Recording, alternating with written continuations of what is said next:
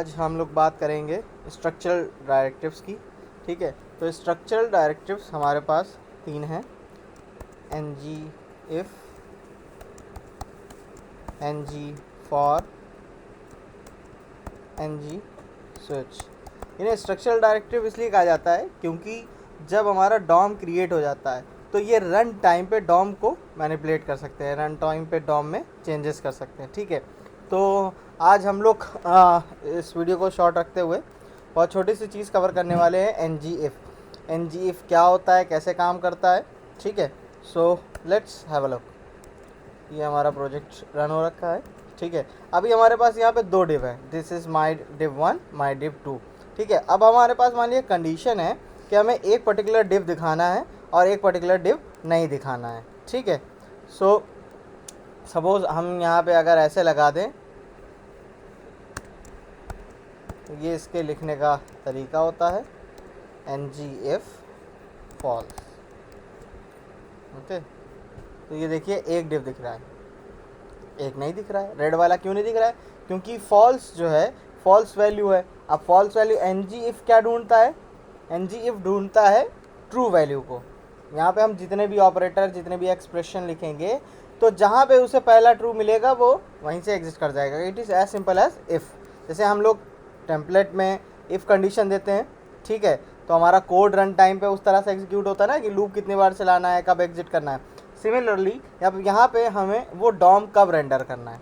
Okay, सो अब अभी यहाँ पे मान लिया एन जी फॉल्स दे दिया तो ये तो अपने आप में कोई ऐसा खास यूज़ है नहीं। अगर हम इसको किसी प्रॉपर्टी से बाइंड करके करें, सपोज एक हमने बूलियन लिया, show div 1 is equals to true. Okay, and अगर हम सेकेंड लेते हैं, show div 2 is equals to false. Okay, तो अब हमारे पास क्या है? अब हमारे पास दो बूलियन है, इन दोनों की वैल्यू को हम एन जी इफ में पास कर देते हैं दोनों डिप पे। तो एन जी इफ, ओके, यहाँ पे हमेशा वेरिएबल ही बाइंड करने हैं जो टी एस में लिखे होंगे। ओके, सो ये आपकी वैल्यू ट्रू हो गई, ये फॉल्स है। ठीक है, अब देखते हैं ये किस तरह से रेंडर होता है। हमने रेंडर करा तो ये दिस इज माई डिव 1 दिख रहा है, माई डिव 2 नहीं दिख रहा है। क्यों? क्योंकि शो डिव 1 की वैल्यू क्या थी? ट्रू थी। शो डिव 2 की वैल्यू क्या थी? फॉल्स थी। तो ये तो क्या हो गया कि हमारे दो डिव दिख रहे हैं। ठीक है, अब सपोज़ ये तो जब प्रोग्राम रेंडर हो गया तब की बात है। अगर हमें रन टाइम में इसमें चेंजेस करने हैं, ओके, तो हम क्या करेंगे, एक इवेंट बना लेंगे। ओके,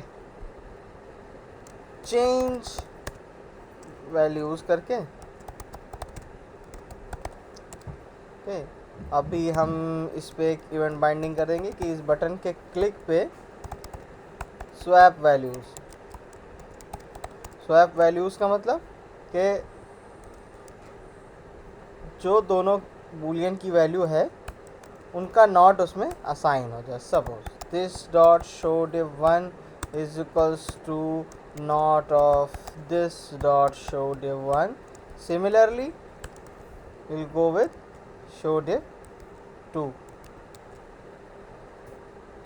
ओके, अब चेंज वैल्यूज़ करा तो दिस इज़ माई डिव 2 दिखने लगा, माई डिव 1 नहीं दिखा। अब ये स्ट्रक्चर कैसे इम्पैक्ट कर रहा है ये हम लोग देखते हैं इंस्पेक्ट में।